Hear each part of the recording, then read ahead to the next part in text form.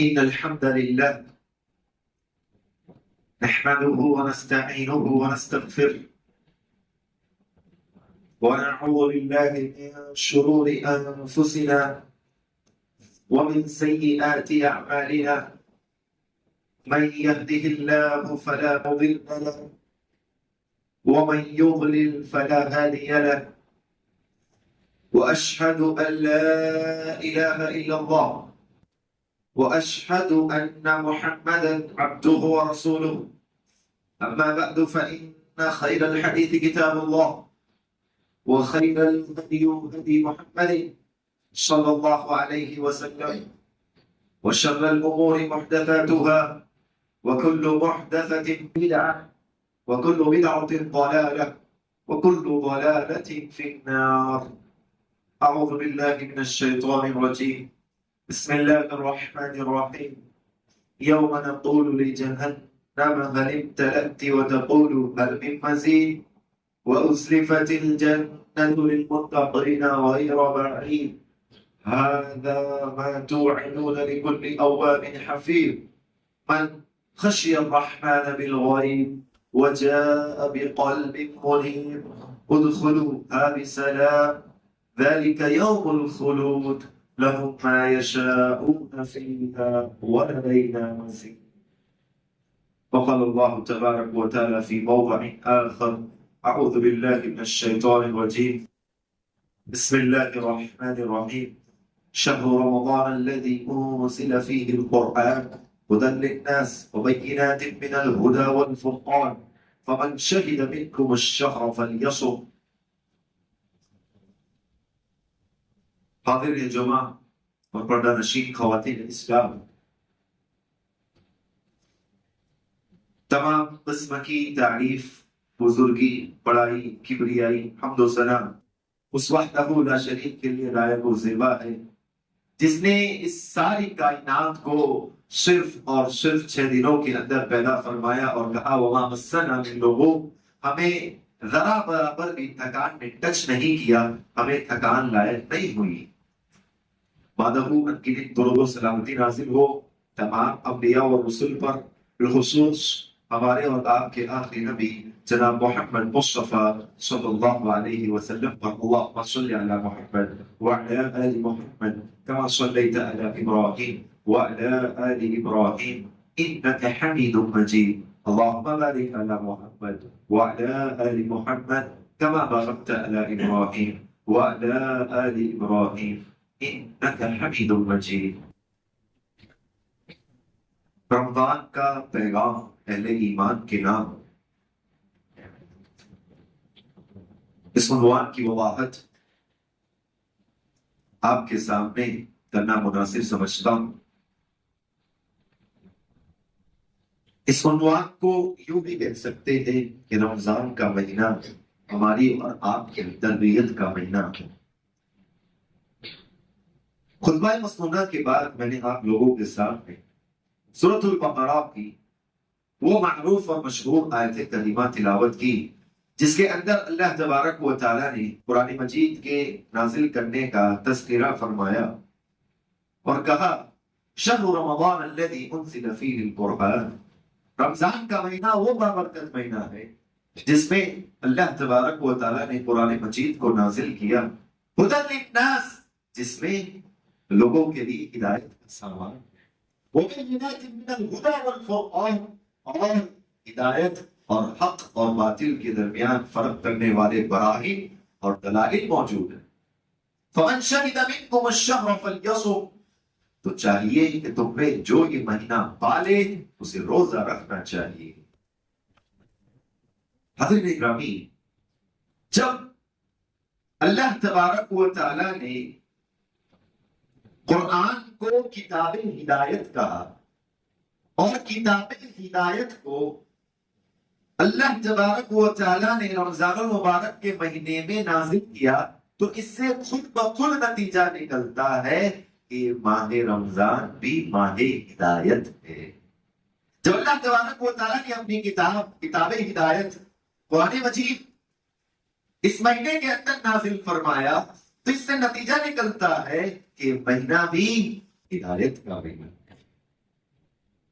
دیکھیے اسی لیے جب رمضان مبارک سٹارٹ ہوتا ہے احادیثوں کے اندر آتا ہے ایک فرشتہ ندا لگاتا ہے، آواز لگاتا ہے یا باغی الخیر اقبل، اور دوسری جانب ایک فرشتہ آواز لگاتا ہے یا باغی الشر اقصر۔ ایک فرشتہ کہتا ہے اے نیکیوں کے طلبگار، اے نیکیوں کو چاہنے والے، اے نیکیوں سے محبت کرنے والے، نیک عمل سے محبت کرنے والے، آگے بڑھتا جا، اقبل ویا باغی الشر اقصر۔ اور ایک گنہ کا بس رمضان کا مہینہ آ چکا ہے، نیکیوں کی طرف آگے بڑھ اور گناہوں کو دور چھوڑتا جا۔ گویا کہ رمضان مبارک ایک نیک بندے کو حوصلہ دیتا ہے، اور وہ ایک گنہگار عاصی اللہ کا نافرمان بندے کو سنبھلنے کا گولڈن چانس اور اس کو موقع دیا جاتا ہے۔ دیکھیے رمضان مبارک کے اندر ہماری اور آپ کی جو رمضان ہمیں پیغام دیتا ہے، ہماری اور آپ کی جو تربیت کرتا ہے، سبحان اللہ، اگر رمضان مبارک کی یہ عبادتیں پابندی کے ساتھ کرتے ہیں تو ہماری اور آپ کی تربیت ایسے ہی ہو جاتی ہے۔ کیسے؟ رمضان مبارک کی بابرکت عبادتیں ہم اور آپ کو سب سے پہلا پیغام تعلق باللہ کا درس دیتی۔ ایک بندہ اللہ تبارک و تعالیٰ سے اپنا کانٹیکٹ اور اپنا تعلق کیسے مضبوط کرے، کیسے ہم اللہ تبارک و تعالیٰ کے محبوب بندے بن جائے۔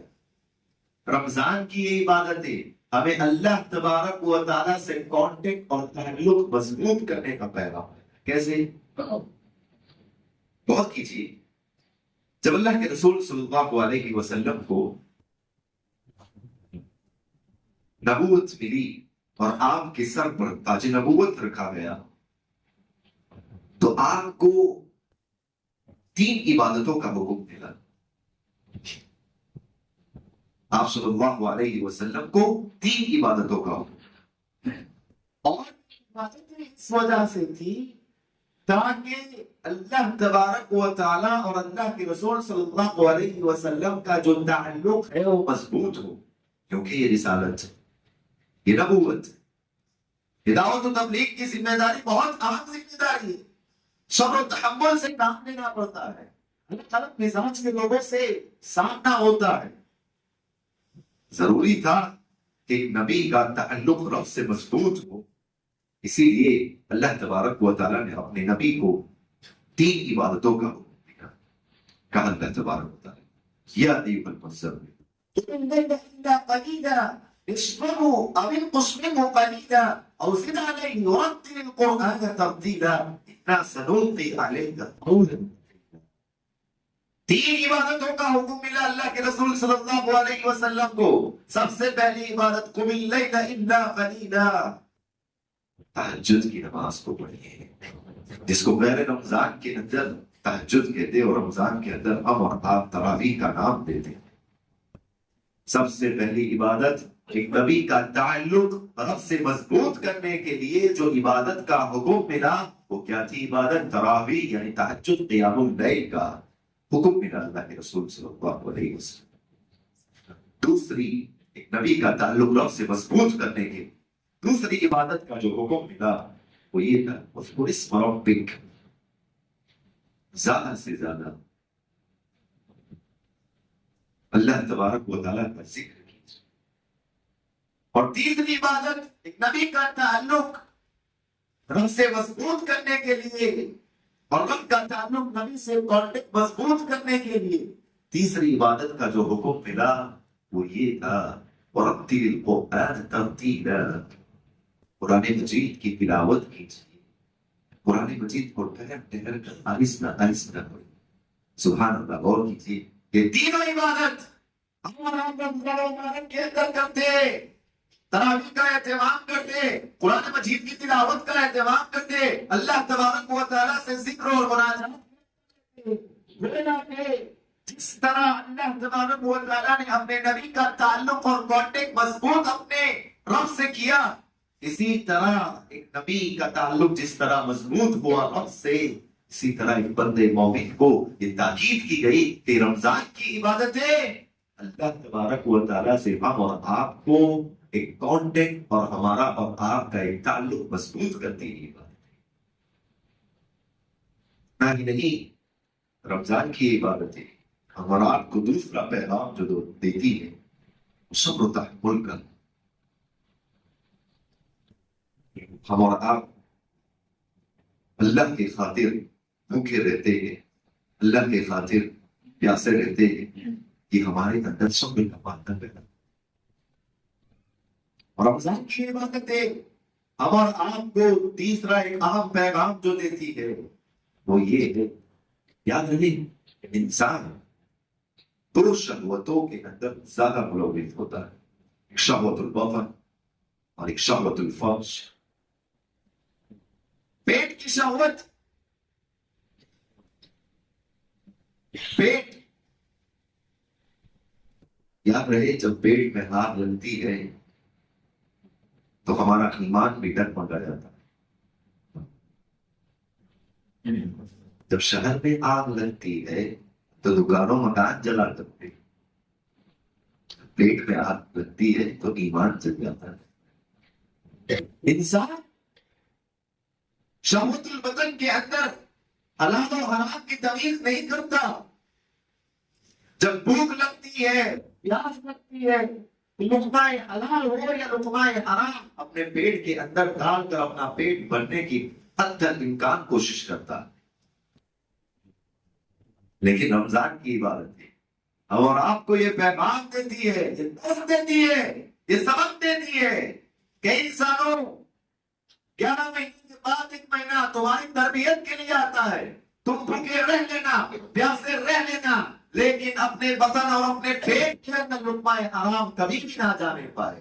جس طرح تم رمضان کے اندر بھوکے رہ لیتے ہو، اسی طرح جب کبھی زندگی کے اندر یہ موقع آئے کہ حرام کا لقمہ آپ کے پاس آئے، بھوکے رہ لینا، لیکن اپنے پیٹ کے حوالے لقمہ حرام کو کبھی بھی مت کرنا۔ رمضان کی عبادتیں ہم اور آپ کو اس بات کا پیغام دیتی ہیں۔ اور دوسری، نفس چاہتا ہے کہ کھایا جائے، دل کرتا ہے پیا جائے، لیکن انسان اس کو کنٹرول میں رکھتا ہے۔ اور یاد رہے آخرت کی کامیابی کے لیے جو وصف اور بنیادی شرط بتائی گئی وہ اپنے نفس سے لڑنا۔ نفس چاہتا ہے کھایا جائے، نفس چاہتا ہے پیا جائے، اور آخرت اسی کے حق میں آئے گی جو نفسانی خواہشات کو قربان کرتا ہے۔ وَأَمَّا مَنْ خَافَ مَقَامَ رَبِّهِ وَنَهَى النَّفْسَ عَنِ الْهَوَىٰ فَإِنَّ الْجَنَّةَ هِيَ الْمَأْوَىٰ، جو کل میدان محشر کے اندر اپنے رب کے سامنے ٹھہرنے کے لیے ڈرے، ڈر محسوس ہو اور اپنی نفسانی خواہشات پہ کنٹرول کرے، لگام دے، فَإِنَّ الْجَنَّةَ هِيَ الْمَأْوَىٰ، تو ایسے اشخاص کا ٹھکانہ جنت ہے۔ گویا کہ رمضان کی عبادتیں ہم اور آپ کے نفس کو قابو میں رکھتا ہے، اور یہ نفس جب تک کنٹرول میں رہے گا رب کی عبادت میں رہے گا، لیکن یہ نفس جو ہے پلٹتے رہتا ہے اور انسان نفسانی خواہشات اس کے اوپر غالب آ جاتی ہے۔ رمضان کی بابرکت عبادتیں ہم اور آپ کو اس بات کا بھی درس دیتی ہے، ہمارے اعضاء کی بھی تربیت کرتی ہے۔ اس طرح غیر رمضان میں یہ زبان سے انام شنام ہے، گالی گلوچ، جھوٹ، غیبت، کینہ، کپٹ۔ رمضان کا مہینہ کیا ہم نے اپنی زبان پہ غور کیا کہ ایسی تیسی باتیں نہیں بولنا ہے، کچھ نہیں کرنا ہے۔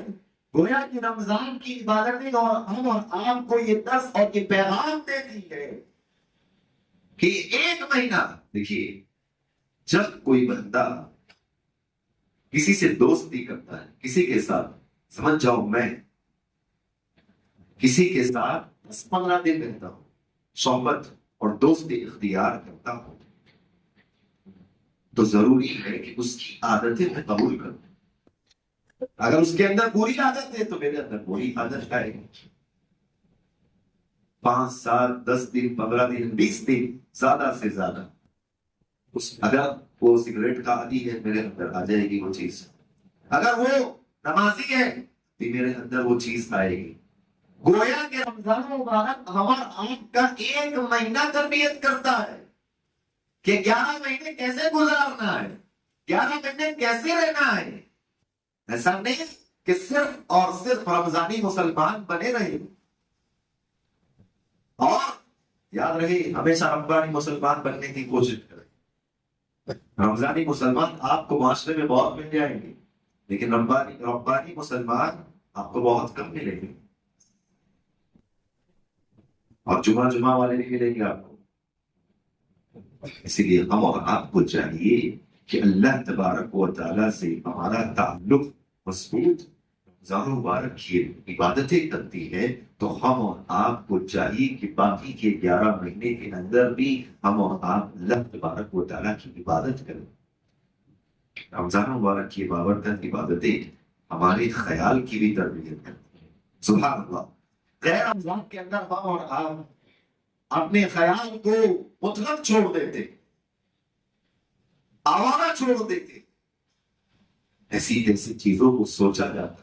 رمضان کے اندر ہم اور آپ اپنے خیال کو بھی کنٹرول میں رکھتے ہیں، روزے سے ویسا خیال دماغ میں نہ آنے پائے۔